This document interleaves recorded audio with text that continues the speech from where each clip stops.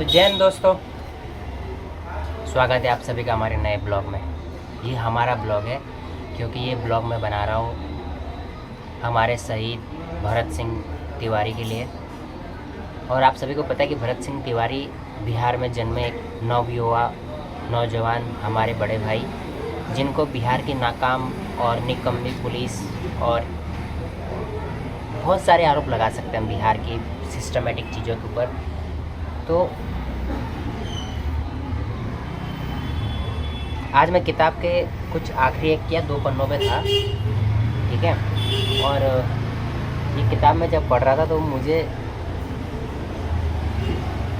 भरत सिंह तिवारी के ऊपर जो सरकार के द्वारा लगाए गए एलिगेशन है, सरकार ने बहुत एलिगेशन लगाए कि वो मानसिक तौर से बीमार था, हथियार रखता था।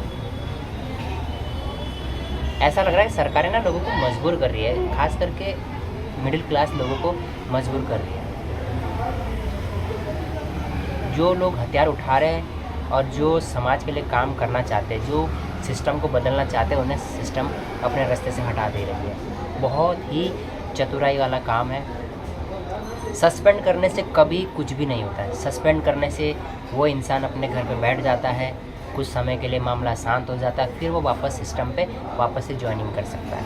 लेकिन हमारा भाई भरत सिंह तिवारी जो शहीद हो चुका है, जो स्वर्ग चला गया है, जो हमारे दिलों में बस गया है, जिसने एक आवाज़ उठाई, एक मुहिम चलाई है और पूरे भारतवर्ष में एक ऐसी नौजवानों के अंदर एक आग लगाई है कि वो खुलकर बोल सकते हैं। मुझे ऐसा लगा कि हम लोग रात दिन भागते हैं अपनी छोटी मोटी चीज़ों के लिए और गुमनाम मौत मर जाते हैं, कुछ नहीं पाते हम लोग। हम भी शायद ऐसा ही कर रहे हैं। घर से निकले पैसों के पीछे। बचपन में हम लोग पैसों को नचाया करते थे, जब छोटे थे जानकारियाँ नहीं होती थी, तो ऐसे सिक्के को ऐसे गोल गोल घुमाया करते थे किसका देर तक चलेगा। लेकिन जैसे ही कुछ 10 या 12 साल की उम्र या 15 साल की उम्र हुई, उसके बाद से पैसे ने ऐसे घुमाना चालू कर दिया कि सालों साल इसमें ख़त्म हो चुके हैं। लेकिन भगत सिंह और भरत सिंह तिवारी जी, भगवान आपकी आत्मा को शांति दे और पूरे भारतवर्ष में ऐसे लोग पैदा हो, बहुत ज़रूरी है। मैं ना थोड़ा डरा हुआ था। मैं सोचा यार शायद इस चीज़ के ऊपर मेरी वीडियो बनाने से मेरा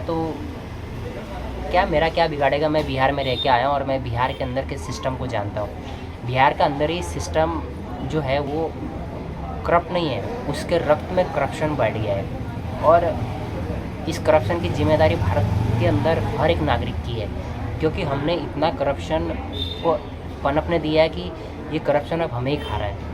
लिटरली इस तरीके से आप समझ लीजिए कि भारत के अंदर लोगों ने करप्शन को पहले बढ़ावा दिया, अब वो करप्शन इतना बढ़ गया कि उसको वो पब्लिक पसंद नहीं आ रही है जो इसके खिलाफ़ बोलती है।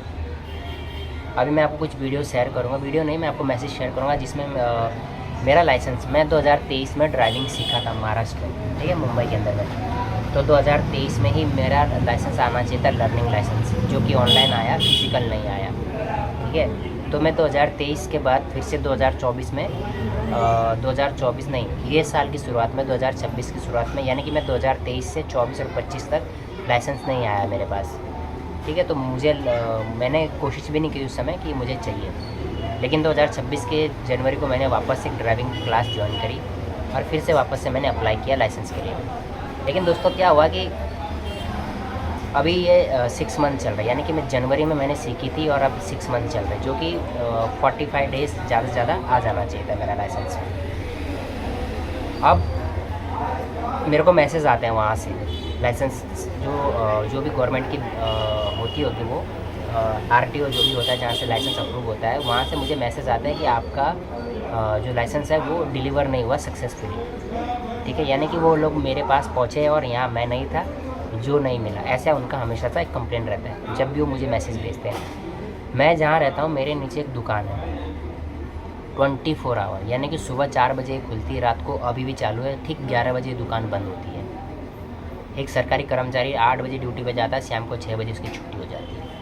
इस दौरान ये दुकान बारिश, गर्मी, बरसात कुछ भी हो, 24 आवर ये दुकान खुली रहती है, जो कि मतलब मेरा सेम एड्रेस है, यानी कि मेरा जो एड्रेस है उस चीज़ पे है, वही एड्रेस वहाँ पे है। तो मैंने बहुत कोशिश करी कि मतलब ये आता क्यों नहीं है, लेकिन उसमें एक चीज़ है कि वहाँ से मेरे को मैसेज आता है बट उसका मैं रिप्लाई नहीं कर सकता। तो फिर मैंने थोड़ा सा ऐसे इधर उधर पता किया कि भाई ऐसा क्या, तो मैंने वापस से अपनी ड्राइविंग क्लास वालों को कहा कि भाई ऐसा ऐसा मेरा लाइसेंस नहीं आ रहा। तो उन्होंने कहा कि आप मुझे 1000 रुपये दो, मैं आरटीओ ऑफिस जाऊंगा, वहाँ 2 लोगों को पैसा देना पड़ता है। एक 500 रुपये जो रजिस्टर कंप्यूटर पर बैठता है, 500 रुपये पोस्टमैन को देना पड़ता है जो यहाँ डिलीवरी करता है आपका पार्सल। यानी कि पोस्टमैन जो है वहाँ से दहीसर से आरटीओ ऑफिस से मेरे यहाँ नहीं आ रहा है, ठीक है, वो 500 रुपये के लिए। यानी कि उसने ये भी कहा कि अगर तुम जाओगे खुद तो तुमसे 2000 रुपये लेगा, यानी कि 1000 रुपये कंप्यूटर पर बैठा वाला आदमी लेगा और 1000 रुपये वो पोस्टमैन लेगा।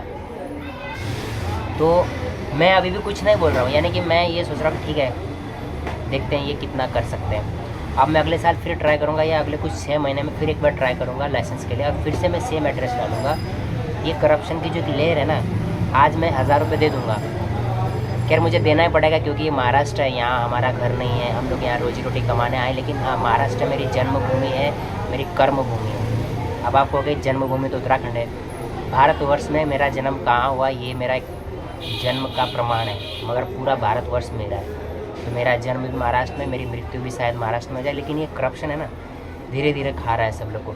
अभी देखिए मेरे हाथ में लाइसेंस आता तो शायद मैं टैक्सी चलाता या कुछ भी करके ऑटो चलाता, रिक्शा चलाता, खुद को मोटिवेट करता। लेकिन अभी 1000 रुपये की बात नहीं है, बात ये है कि ये जो करप्शन है ना, ये मेन इंपॉर्टेंट चीज़ है।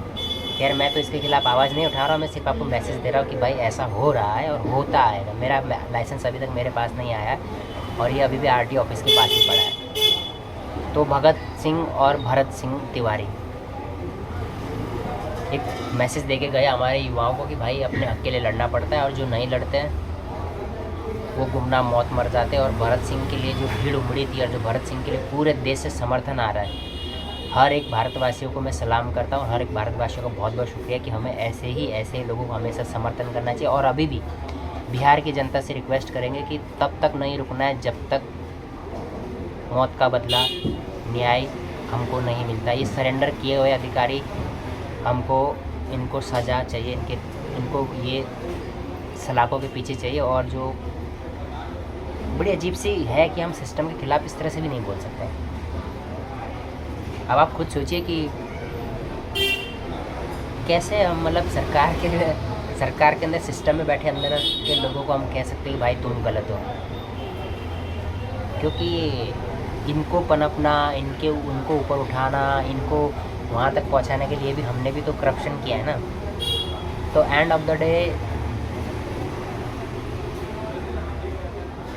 बहुत बहुत मुश्किल है इस चीज़ को डिफीट करना। जय हिंद।